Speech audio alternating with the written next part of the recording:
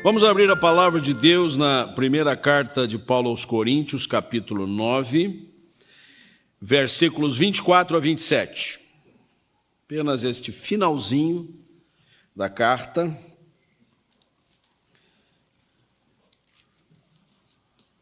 Paulo dedica este capítulo 9 especialmente para apresentar justificativa do modo como ele ministrava, realizava o seu trabalho. Ele era muitas vezes criticado.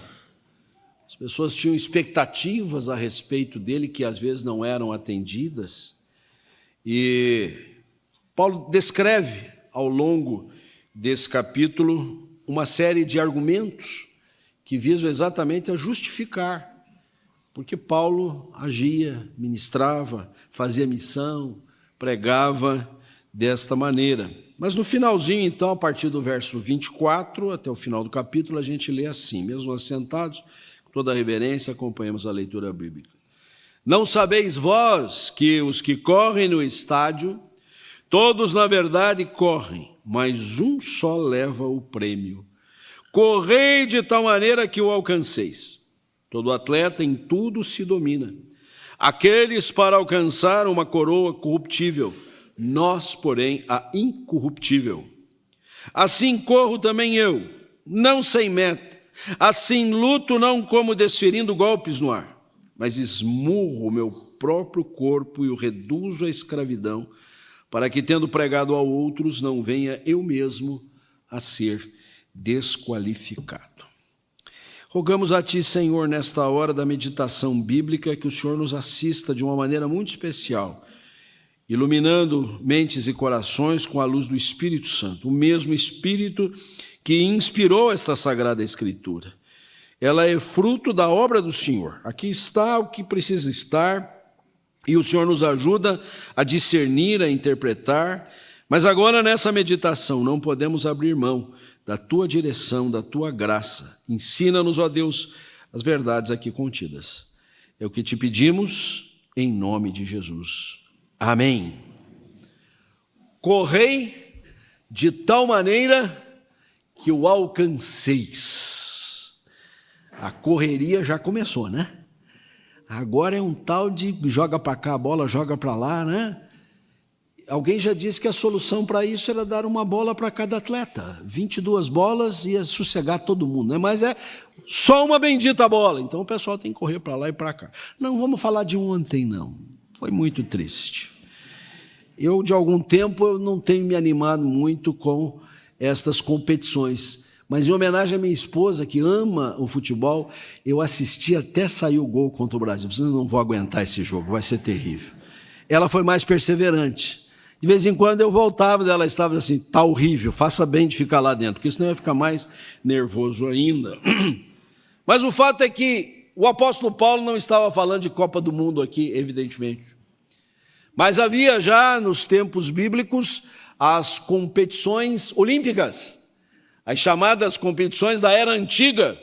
Em 1896, aconteceu a primeira Olimpíada da Era Moderna, né? Foi inclusive em Atenas, palco das competições lá mais no tempo antigo. E Paulo pensou daquela realidade atlética, mormente das corridas, uma figura essencial para a nossa realidade cristã, porque nós estamos numa competição.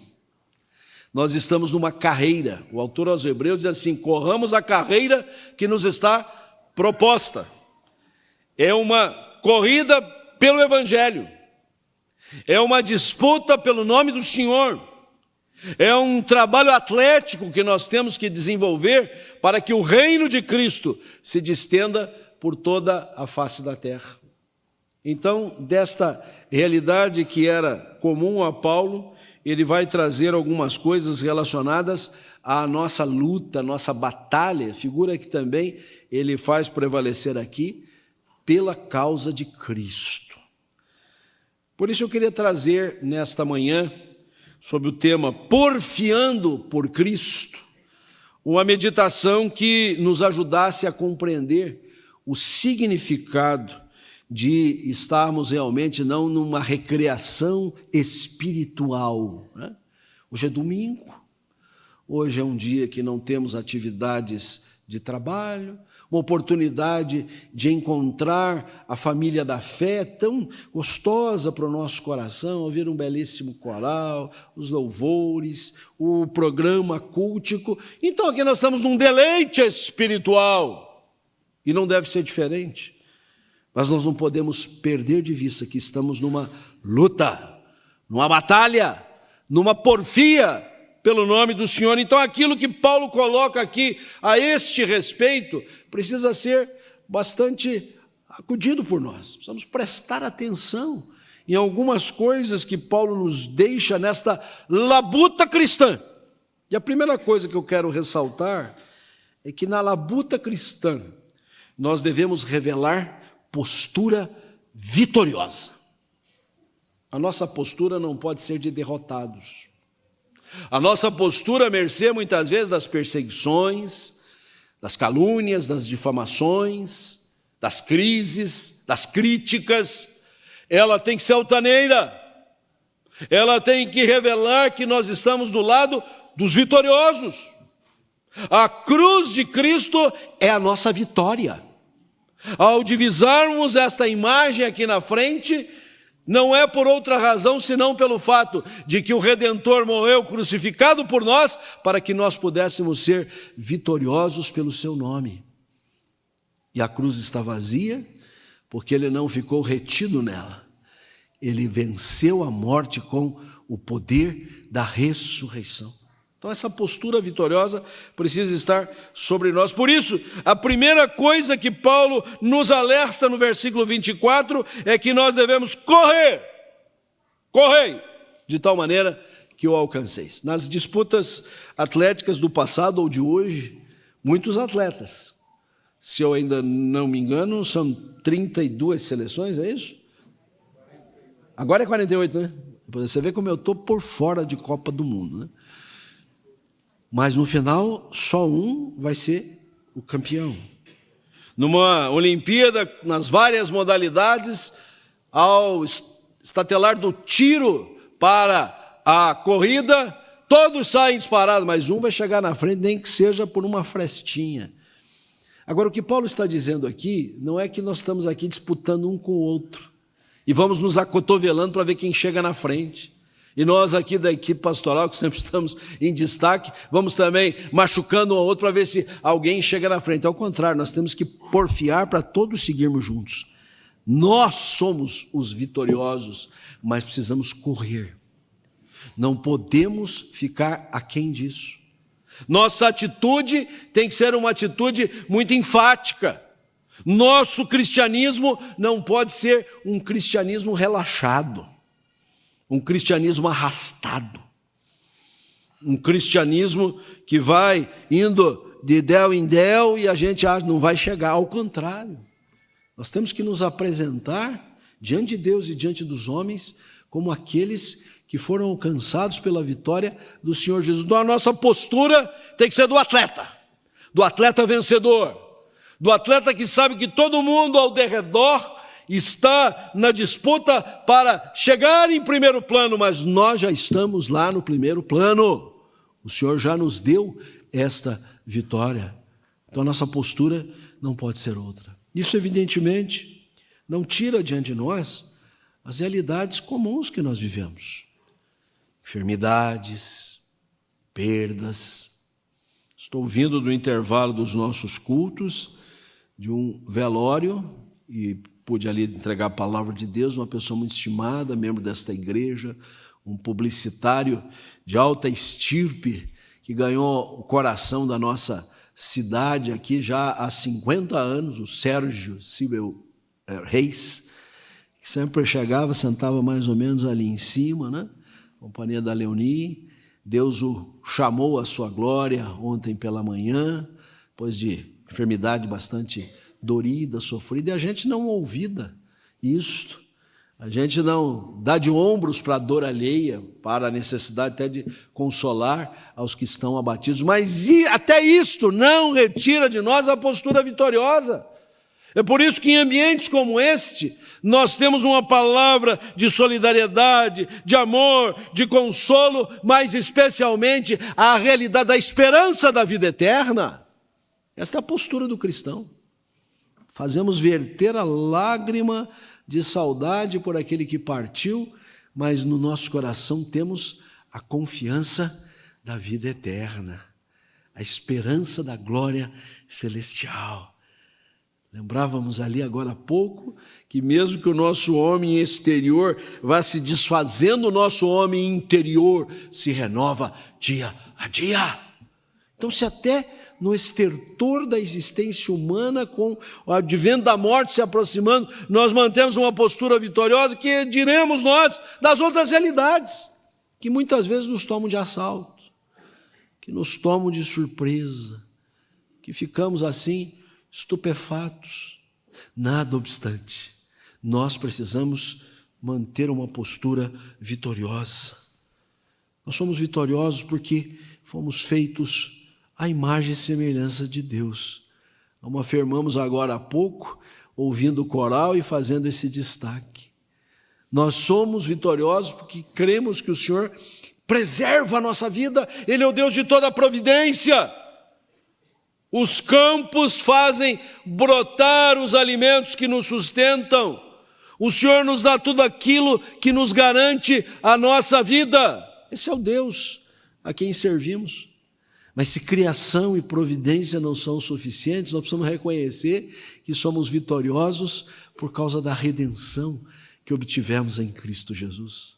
É sempre importante ressaltar. É o que nos faz ser povo de Deus. Não éramos povo, agora somos povo de Deus. Não havíamos atinado com a misericórdia de Deus, agora alcançamos a misericórdia de Deus. Por isso podemos ler em alto e bom som a descrição em 1 Pedro capítulo 2, versículo 9, que somos a nação eleita, o sacerdócio real, povo de propriedade exclusiva de Deus para anunciar as suas virtudes. Então a nossa postura não pode ser de derrotismo, mesmo diante das aflições, das dificuldades. Quando olhamos a situação de perseguição, vários textos que nós lemos hoje nos nossos cultos nos lembram estas circunstâncias.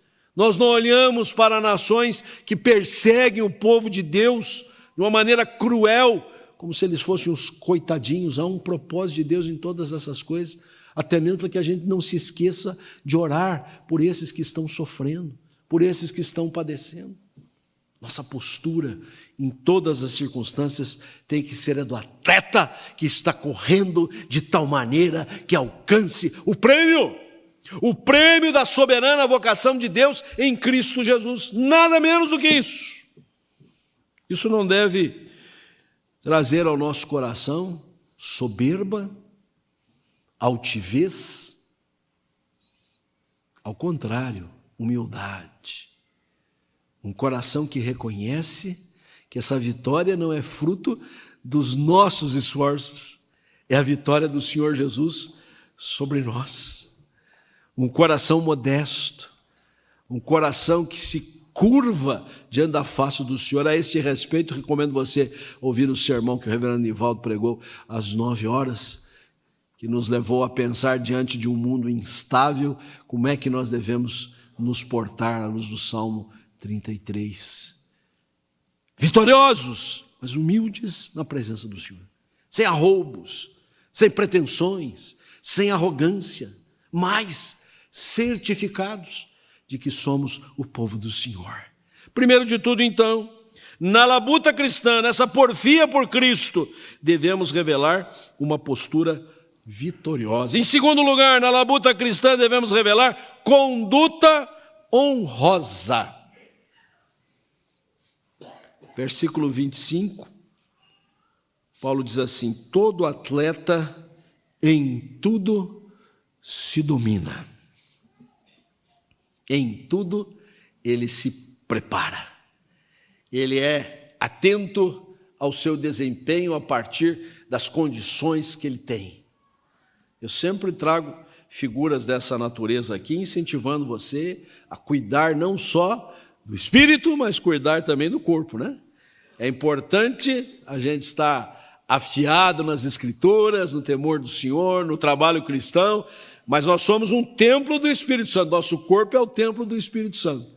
Então nós devemos também cuidar da saúde, ir ao médico e atender as recomendações que ele faz, né? Muita gente vai ao médico, toma a receita e diz, não, isso aqui eu acho que é melhor fazer assim, né? Porque a gente sabe mais que os médicos, evidentemente, né? Ou pensa que sabe, né?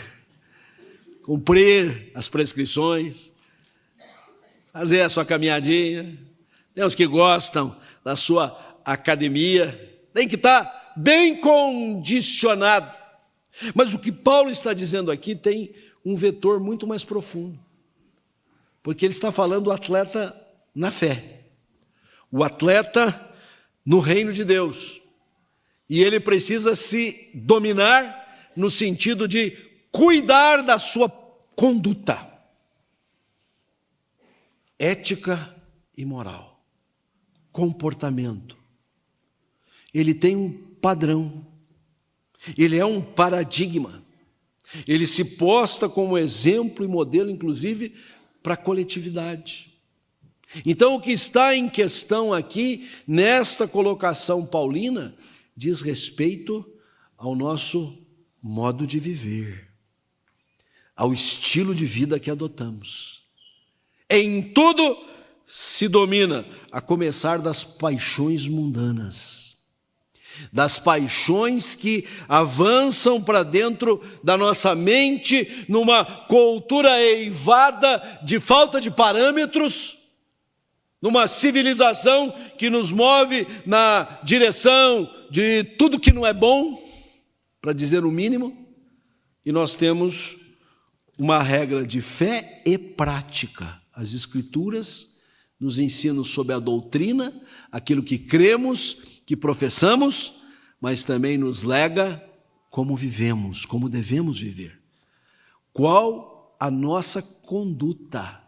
Estamos falando aqui do caráter cristão.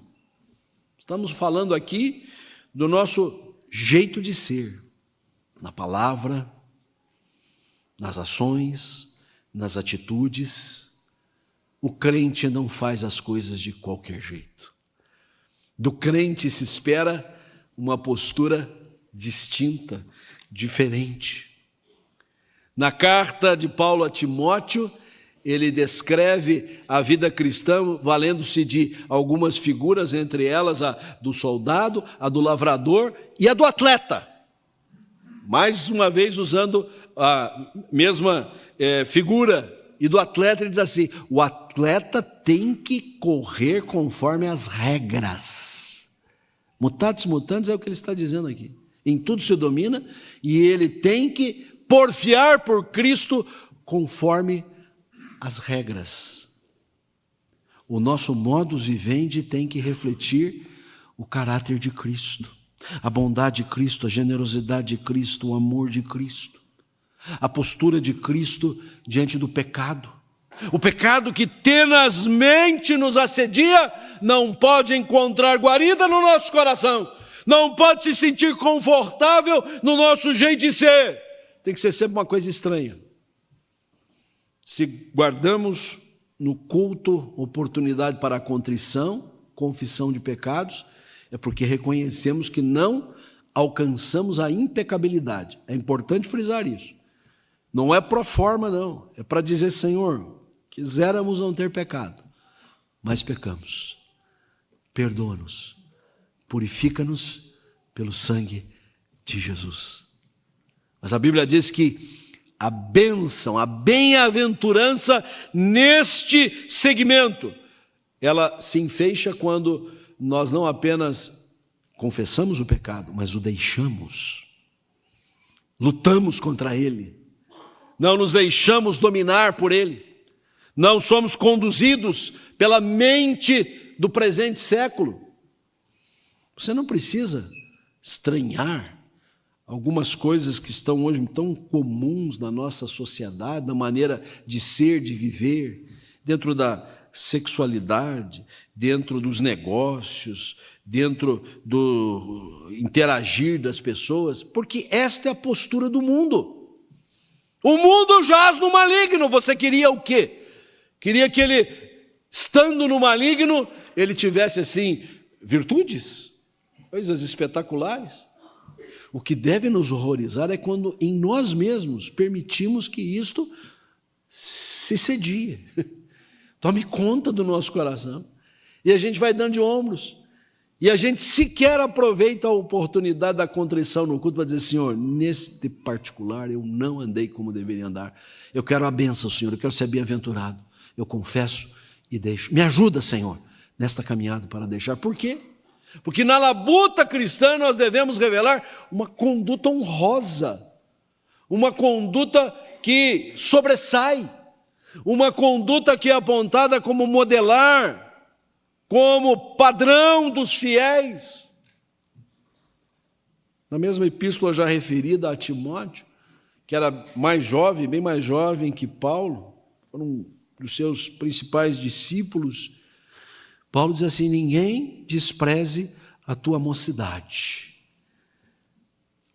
Bom, né? Isso é uma palavra que, principalmente para os mais velhos, né? Não deixa ninguém desprezar a tua mocidade. Aí os moços se sentem, viu? Os mais velhos não podem ficar desprezando a gente, achando que a gente não vale nada, a gente que não tem importância. Só que aí Paulo continua: pelo contrário, você, jovem, torna-te padrão dos fiéis. Ou seja, tem a recíproca. Não vamos desprezar a juventude, mas a juventude precisa se postar, ela sim, como paradigmática dos demais fiéis da igreja. E aí ele pontua: na pureza, no amor, na fé, no procedimento. Os jovens sendo paradigma até dos mais velhos. É uma coisa linda, mas que está em consonância com este aspecto que nós estamos aqui ressaltando. Porque nesta porfia pelo nome do Senhor, para torná-lo conhecido de todas as nações, estamos num grande estádio, correndo todos ali, mas nós seremos sempre os vitoriosos, não só porque a nossa postura é esta, mas porque a nossa conduta é honrosa.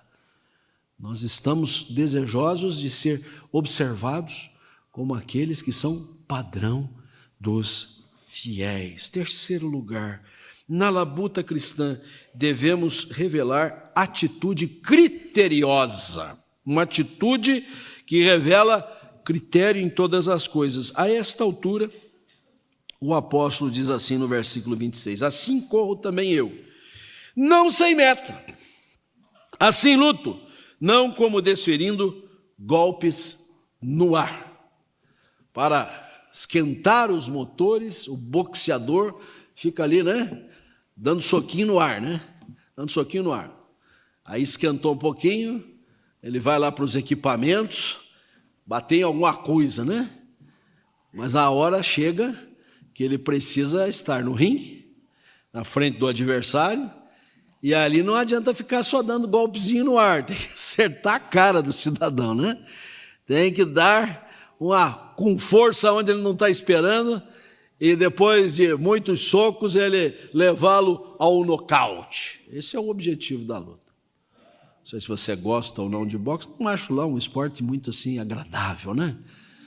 Dizem que o futebol é um esporte viril, né? Eu acho que o boxe é mais viril ainda para machucar os outros, né? Mas Paulo está trazendo à luz esta imagem para dizer: enquanto você fica na sua jornada cristã como um boxeador que ainda não observou o teu objetivo, a tua meta, você não está em cena. Você tem que ter alvo, você tem que ter meta, você tem que ter objetivo. Por isso, na labuta cristã, nós devemos revelar uma atitude criteriosa. E aí, isso nos leva a uma autoavaliação. O que eu estou fazendo no reino de Deus? Qual o meu papel? Para que eu sirvo? Onde é que eu posso atuar melhor? Posso servir nos louvores, no coral, nos demais corais que temos? Posso atuar na pregação, no ensino, na escola dominical, nas missões, na ação social? Tem lugar para todo mundo. E é preciso, então, que a gente não fique assim, lutando a esmo, mas sendo objetivo naquilo que a gente pode realizar. Corro, mas não sem meta. Imagina o atleta, a hora que dispara o tiro e ele sai de lado, ele sai para dentro do estádio que está ali, ele dá ré. Não, o alvo dele é chegar aonde está o final da sua jornada. O nosso alvo é o Senhor Jesus. Nós estamos olhando firmemente para Ele, que é o autor e consumador da nossa fé. Nós devemos ter os olhos bem postos em Cristo Jesus. Mas muitas vezes nós desviamos o olhar.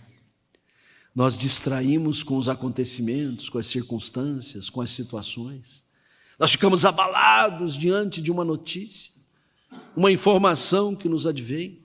Nosso compromisso social, econômico, político não é bem sucedido. Exasperamos, não tire os olhos do Senhor Jesus. Fique firme nele, porque aí você vai acompanhando todas as coisas que ele tem proposto para você. E eu quero insistir nesse ponto.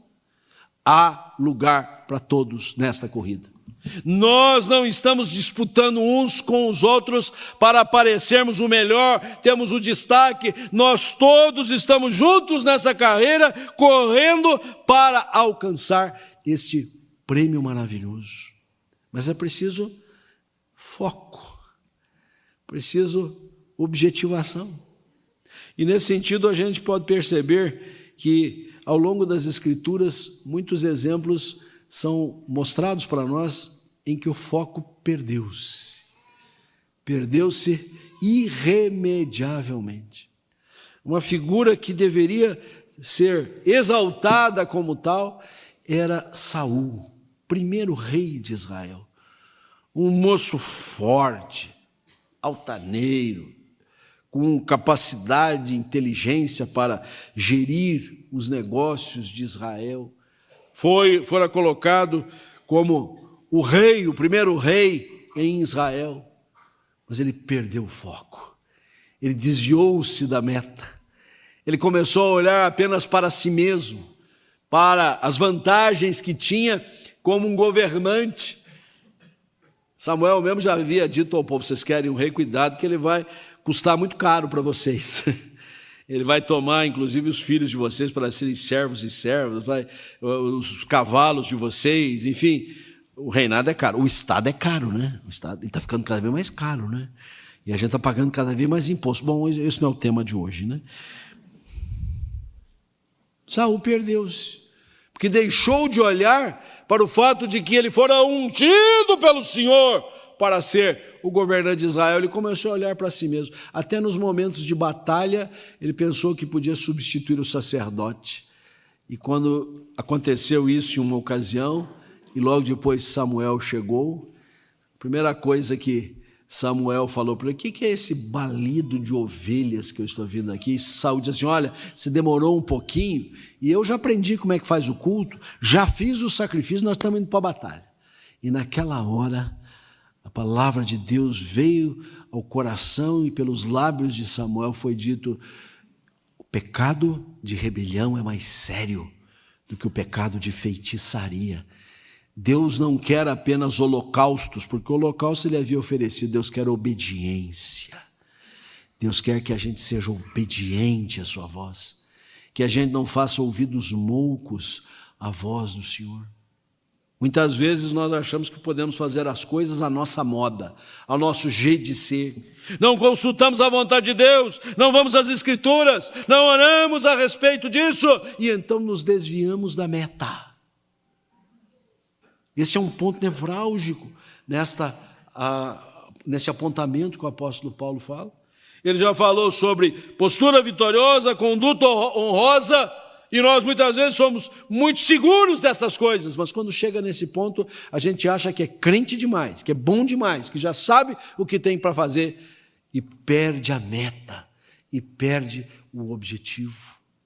Somos conclamados aqui a manter sempre esta atitude criteriosa de quem olha sempre, fixamente, para o alvo, para a meta estabelecida. Mas para caminhar para o final, nessa porfia por Cristo, é preciso também considerar uma atuação laboriosa. Versículo 27. Paulo alterna, então, o exemplo do atleta para o exemplo de um atleta muito específico aqui, que era o boxeador, o lutador, né? Ele já colocou isso no versículo 26, mas no 27 ele aplica assim: mas esmurro o meu corpo e o reduzo à escravidão. Batalho de uma forma tal que eu estou disposto até a me machucar, se for necessário. Eu não estou nesta senda para me divertir, para me recrear. Eu não estou aqui porque o lugar é agradável, porque a companhia é dileta, porque o programa é apreciável. Eu estou aqui para porfiar por Cristo. E se isso demandar um trabalho, um labor, uma luta muito atuante, eu estou preparado para tal. E aí a gente começa a passar em revista a própria vida do apóstolo Paulo, que não foi brincadeira, que foi marcada por episódios muito difíceis. Ele sofreu condições bastante amargas ao longo da sua jornada. Em outra página, ele vai listando, vai falando sobre os naufrágios que ele sofreu, as chibatadas que ele recebeu, a fome que ele passou, o desalento, a nudez, coisas que foram experiências pessoais dele, mas que poderiam ser aplicadas a outros personagens, discípulos, apóstolos, servos de Deus ao longo da história, mas que também não se limita ao que está listado ali. Cada um aqui pode contar da sua própria realidade. É bom a gente estar aqui, é bom a gente congregar. Ficamos sentidos muitas vezes quando não podemos estar, mas não podemos perder de vista a batalha em que estamos envolvidos, a corrida na qual nós estamos postos e que demanda uma atuação muito laboriosa. Você veio para servir. Há trabalho certo para ti, cristão. É o hino que nós cantamos há pouco. E o trabalho precisa ser considerado com muito cuidado, com muito carinho. Nós temos atividades aqui na igreja de segunda a segunda, não é só domingo não, viu, gente? Trabalhos variados, trabalhos que envolvem a coletividade, mas isso não apenas nessa sede histórica, sede que é bastante espaçosa. A igreja está acontecendo em toda parte, e aonde você está servindo ao Senhor, até no seu labor profissional. Você que é da área da saúde, você que é da área do direito, você que é da área da economia, você que é dos serviços gerais, a lista é muito grande. E em tudo isto, você também está servindo ao Senhor. Você está esmurrando o seu próprio corpo e, se necessário, reduzindo a escravidão. Nós somos servos de Deus. Nós somos libertos do pecado, das amarras que ele trazia ao nosso coração, dos grilhões com que ele nos impedia de prosseguir, mas fomos libertos para tornarmos-nos servos de Deus, servir ao Senhor. Esse é o Espírito, a dedicação, o trabalho, o envolvimento, o compromisso com a causa de Cristo. E nesse sentido, Paulo diz assim: eu preciso fazer isso, porque eu sou um pregador, eu sou um porta-voz do Evangelho. Eu sou uma pessoa que, onde vai, eu tenho que anunciar o nome do Salvador, o amor de Deus, o convite para deixar o pecado, tudo que o Evangelho traz como mensagem sadia. Se eu não tiver essa capacidade, essa dedicação, tendo pregado aos outros, eu vou ser desqualificado. Porque vão achar que é só uma teoria, é uma filosofia de vida, mas não algo encarnado, algo que move, algo que nos faz avançar. Por isso, este aspecto não pode ser esquecido. Arregaçar as mangas, trabalhar com intensidade. Hoje é um dia chuvoso, mais frio, não foi desculpa para nenhum de nós ficar em casa, não é verdade? Então, aquele outro dia que tiver assim também, vocês, não, é labor, não é distração. Né? E lembrando alguém que pensou hoje desse jeito, vamos estar aqui no tempo solarado, no tempo chuvoso, com a congregação mais repleta ou menos, conforme o trabalho que tiver, vamos dar a nossa presença, porque na labuta cristã devemos revelar uma atuação laboriosa, em que o nosso mistério se destaque, como gente que está disposta a servir ao Senhor com toda a força do seu coração. Correi de tal maneira que o alcanceis. Estamos todos nessa disputa. Não queremos deixar ninguém de fora. Não estamos dando cotoveladas para afastar ninguém, estamos abraçando a todos para que cheguemos juntos ao pódio. Esse pódio já está reservado para todos nós. É na porfia pelo nome do Senhor, na distribuição do seu santo evangelho. Que Deus assim nos toque o coração, nos faça instrumentos úteis, vasos muito úteis na sua casa, na sua causa, para a sua honra e para a sua glória. Curva a sua fronte, vamos orar por um instante.